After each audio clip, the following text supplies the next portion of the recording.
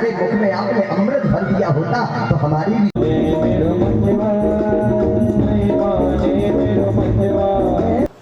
देश दुनिया में सनातन धर्म की ध्वज पताका फहराने वाले सुप्रसिद्ध कथावाचक एवं ब्रह्मेश्वर धाम के पीठाधीश्वर पंडित लवलेश तिवारी अपनी भागवत कथाओं में वर्तमान दौर में दिशाहीन युवाओं को सनातन धर्म संस्कृति से जोड़ने की बात करते हुए नजर आते हैं। हम आपको बता दें कि छतरपुर शहर के बजरंग नगर में आयोजित श्रीमद् भागवत कथा ज्ञान यज्ञ में ब्रह्मेश्वर धाम के पीठाधीश्वर सुप्रसिद्ध कथावाचक पंडित लवलेश तिवारी के श्रीमुख से भक्ति और ज्ञान की गंगा निरंतर बह रही है। छतरपुर के बजरंग नगर में विगत 24 अप्रैल से भव्य कलश यात्रा के साथ संगीत में श्रीमद् भागवत कथा का शुभारंभ हुआ। जय श्री राम, जय ब्रह्मेश्वर धाम की प्रेस टीटीएन में आप सबका स्वागत है। ब्रह्मेश्वर बालाजी सरकार की कृपा आप सभी भक्तों पर सदैव बरसती रहे।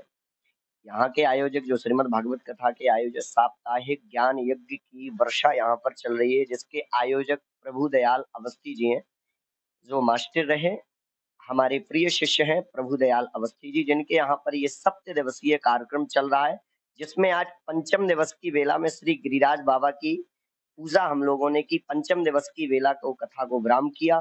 कल 6ठी दिवस की कथा में श्री रुक्मणी मंगल महामहोत्सव हम लोग बड़े धूमधाम से मनाएंगे। नमस्कार दोस्तों, आप देख रहे हैं टीटीएन 24 और मैं हूं जयेंद्र द्विवेदी।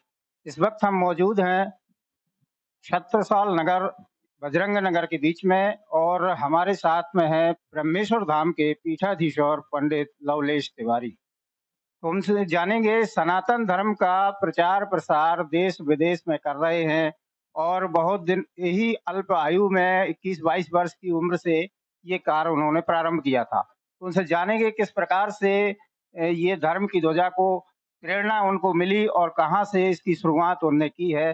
तो पहले तो आपका पंडित जी हमारे इसमें तिवारी जी स्वागत है चैनल में। हम आपसे जानना चाहेंगे किस प्रकार से आपने इस सनातन धर्म की ध्वजा को फहराने की शुरुआत की है, हमारे दर्शकों को बताइए।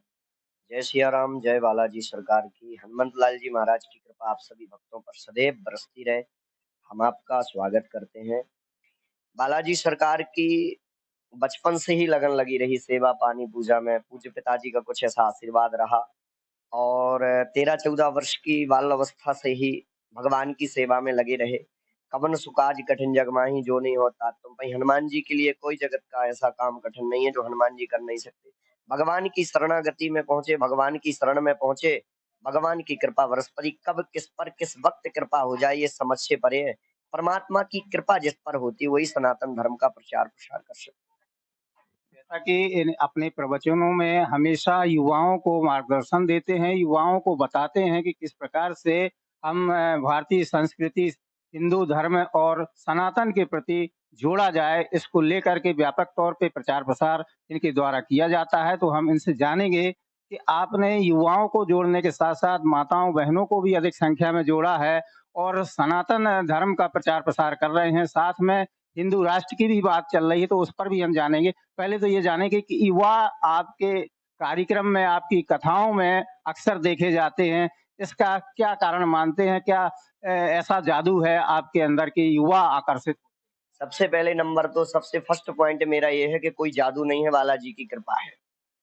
और बालाजी की कृपा जिस पर हो जाए उसकी देखिए, बालाजी की महिमा मंडन मैं तो नहीं कर सकता हूँ। मैं तो एक ऐसा हूँ कि तुच्छ प्राणी हूँ, मुझे कुछ नहीं आता।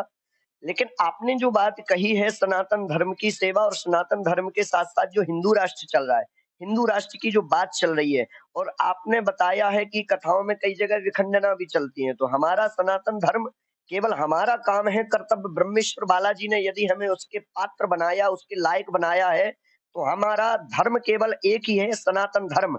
और हम सनातन धर्म को कभी नीचा नहीं देख सकते, क्योंकि हमें सनातन धर्म की सेवा करना है, धंधा नहीं करना है। सनातन धर्म की सेवा सदैव चलती रहे।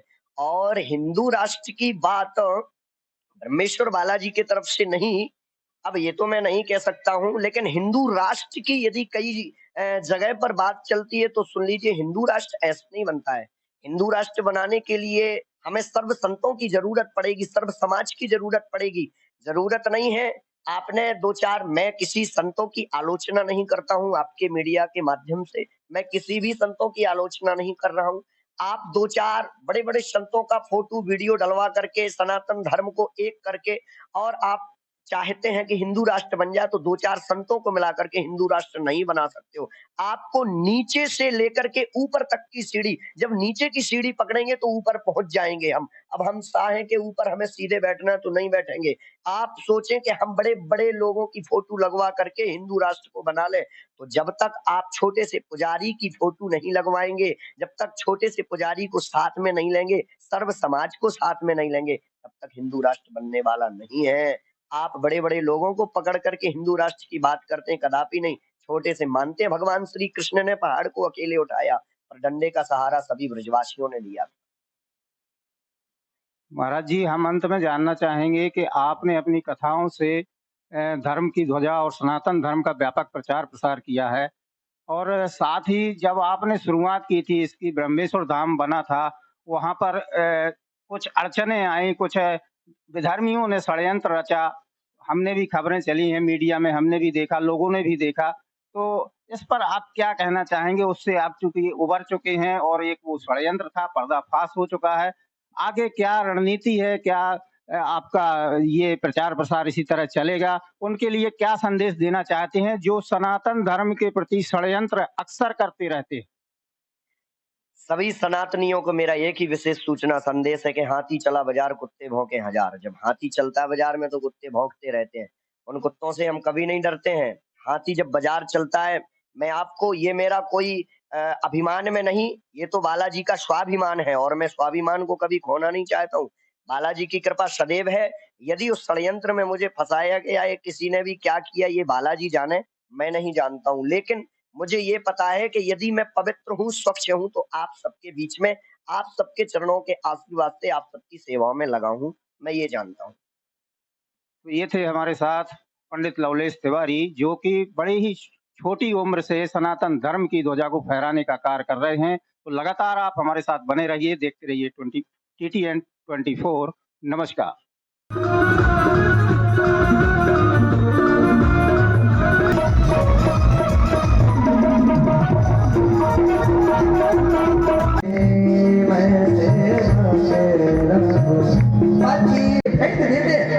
यदि हमारे मुख में आपने अमृत भर दिया होता तो हमारी भी